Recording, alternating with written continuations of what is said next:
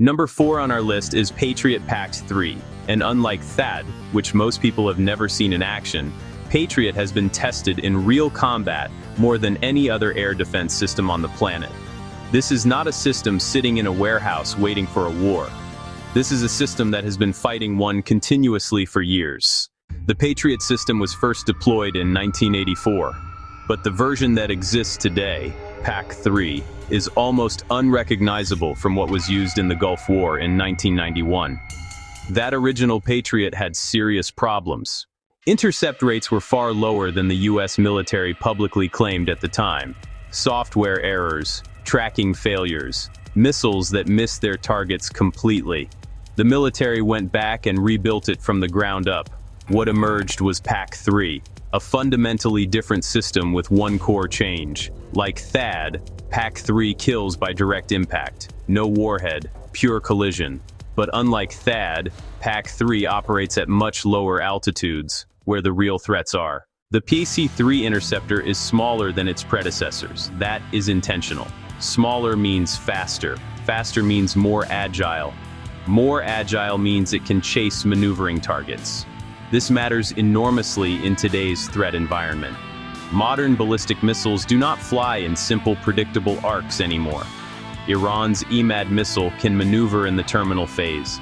It can change direction. It is specifically designed to defeat systems that rely on predictive intercept calculations. PAC-3 can follow it. Earlier Patriot versions could not. In Ukraine, Patriot has performed remarkably well against Russian strikes. Russia has thrown Kinzhal hypersonic missiles at Ukrainian targets. Patriot intercepted them.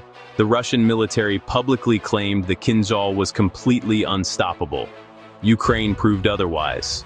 That intercept changed how every military in the world evaluated Patriot. If it can stop a hypersonic missile, what can it not stop? The answer to that question is more complicated than the headlines suggest.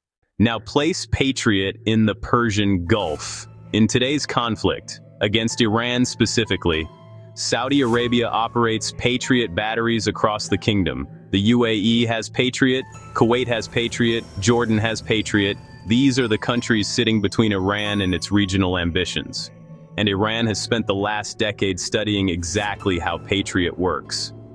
In 2019, Iran-backed Houthi forces launched a coordinated attack on Saudi Aramco facilities. Cruise missiles and drones, launched from multiple directions at low altitude. Saudi Patriot batteries failed to intercept a single one. The Abqaiq facility, which processes 5% of the world's oil supply, was struck 17 times. That attack was a masterclass in how to defeat Patriot. Low-altitude approach, multiple simultaneous vectors, cruise missiles mixed with drones to confuse tracking systems. Patriot's radar struggled to prioritize which threats to engage and in what order. By the time the system processed the incoming threats, some had already hit. Iran watched that attack very carefully. They did not just watch it. Iran helped plan it. The weapons used came from Iran. The tactics came from Iran, which means Iran already knows exactly how to replicate that attack on a larger scale. But here is what makes Patriot different from THAAD in this conflict. Patriot is mobile. Not perfectly mobile, not quickly mobile, but more mobile than THAAD. A Patriot battery can be relocated in hours rather than days. In a conflict environment where fixed positions become targets, that matters. Saudi Arabia learned this after Abqaiq. They started moving their Patriot batteries on unpredictable schedules, changing positions regularly, making it harder for Iranian planners to know exactly where the coverage gaps are at any given moment in time. There is also the question of what Patriot protects that THAAD cannot. THAAD handles the high-end, ballistic missiles at extreme altitude.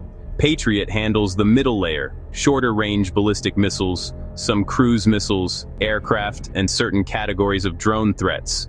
Together they create what military planners call a layered defense. No single system covers every threat, but multiple systems covering different altitudes and different threat types create overlapping coverage that is much harder to saturate completely. The US installations in Qatar and the UAE use exactly this approach. THAAD on the outside, Patriot in the middle, shorter range systems closest to the target. But layered defense has a cost, a significant one. A single Patriot battery costs approximately $1 billion. Each PAC-3 interceptor costs around $4 million. A single battery carries roughly 12 to 16 interceptors ready to fire. In a saturation attack, similar to what hit Saudi Arabia in 2019 but larger, those interceptors are gone in minutes. Reloading requires supply chains that may themselves be under attack. There is one more factor that almost never gets discussed in public analysis: operator training. Patriot is not a system you can operate effectively without years of training. The software interfaces are complex. The decision timelines are measured in seconds. An operator who hesitates or makes a wrong input can cause a miss on a missile that would otherwise have been intercepted. In 2003, a Patriot battery shot down a British Tornado jet. Friendly fire. The system misidentified the aircraft as an incoming missile. 2 pilots died. Human error inside an incredibly complex system under extreme pressure. That is a risk that exists every time a Patriot battery goes live in combat. So where does Patriot PAC-3 rank against THAAD? Higher. For one reason. Patriot has been tested in real combat against real threats repeatedly. It has failed, it has succeeded, and each time, the system improved. THAAD has an almost perfect test record. But test conditions are not combat conditions. Patriot knows what combat conditions actually feel like. And in a conflict as complex and unpredictable as what is happening in the Persian Gulf today, experience matters more than a perfect score on a test range. That is number 4, Patriot PAC-3.